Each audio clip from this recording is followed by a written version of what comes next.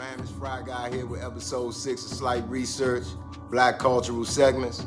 Today want to touch on melanated herbalists and melanated and herbal medicine. Thousands of years before European medicine, the first doctors in medicine came out of Africa, ancient Egypt. You're also going to touch on a herbalist in St. Louis that's following in the footsteps of Dr. Sebi. Want to give shouts out to High Level Conversations for the interview that they did with the brother. Yeah, you got to know to grow. Facts, not fiction.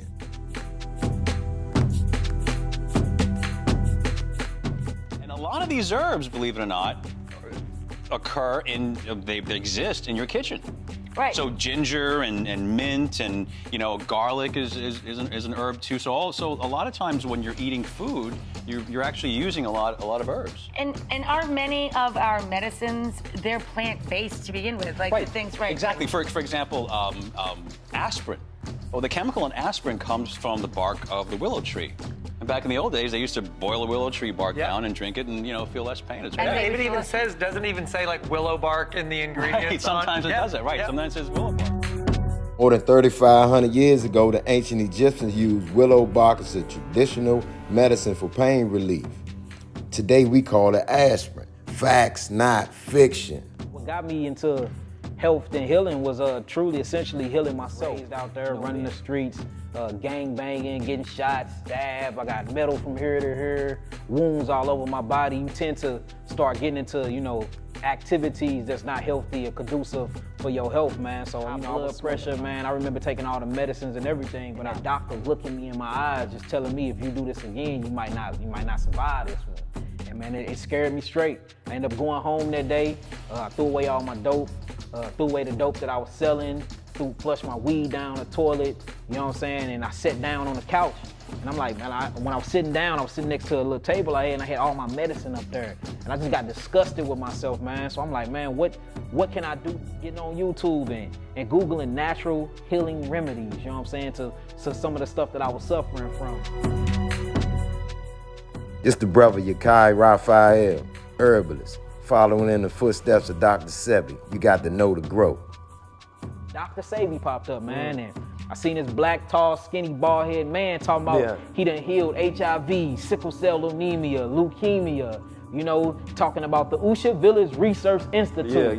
And it just blew my mind because, coming from my aspect, superheroes don't look like us, you know what I'm saying? You look at the TV, you see the man with the cape on, it's a white face behind it. You see Wonder Woman, it's a white face behind it. So to see a black man speaking with such authority like that, with confidence, and he was for sure, it took me, man, and I became addicted to the research. So I started studying him. I studied him so much, within the next 3 days, I knew who all his wives was. I knew everybody's name. That's how much I was just watching him. And man, that's what, he like motivated a spark for my purpose. And everything changed right there. Certified Master Herbalist Yaki, also known as Alexander Hitman, founder of the Black-owned holistic health and wellness company Yaki Awaken. Got to know to grow. Studying a lot of stuff, and then that's when I started messing with particular herbs. Ended up making me a concoction, took my own herbs and healed myself within 120 days. I went back to the doctor. I didn't have no more scar tissue on my heart. I didn't have diabetes no more. I didn't have high blood pressure no more. I was able to get an erection. I mean, everything about my whole entire life had changed just from changing my diet and changing what I was drinking, man. And that's, once I healed myself, man, my mama was like, I seen you do it, I watched you do it. What about me? I got high blood pressure. So I ended up giving her the herb, she healed. From there I went to my sister, and once I healed my sister, it went worldwide, man. Started in the small communities in St. Louis, and now we global. The medicine of the ancient Egyptians is some of the oldest documented. From the beginnings of the civilization in late 4th millennia BC until the Persian invasion in 525 BC. Ancient Egyptian medicine was mainly based on herbs, especially vegetables and other foods. Drugs used in pills and ointment form and drops, dressings and deodorant preparation were also used. Amenhotep in the 3rd dynasty of the Old Kingdom is credited as the original author of the papyrus text and founder of the ancient Egyptian medicine. It also showcases the earliest known form of surgery was performed in Egypt around 2750 BC. Facts, not fiction. Yes, sir. This is philanthus. It grows on the ground, a very potent plant. Philanthus. Right. It has, we have fibroids and that with the philanthus. Uganda, a lot of people have this knowledge. Like I say, this knowledge has been there since creation because we don't get to know about plants.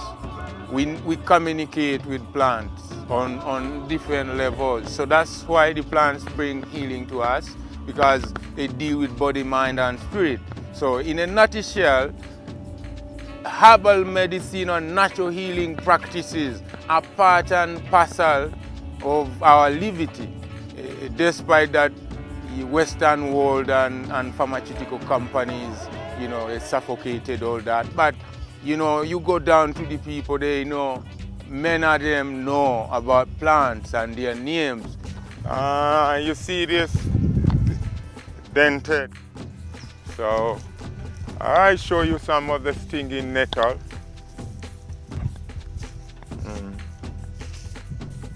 We have some of the stinging. This is jambul. We all know the old saying, you are what you eat, and this is true. Mentally, physically, and spiritually. It's good to have a well-rounded diet. What we let enter our mouth, mind, and heart is a part of our diet. Don't just eat junk food. Eat your vegetables. Until next time, peace, family. You got to know to grow. Facts, not fiction.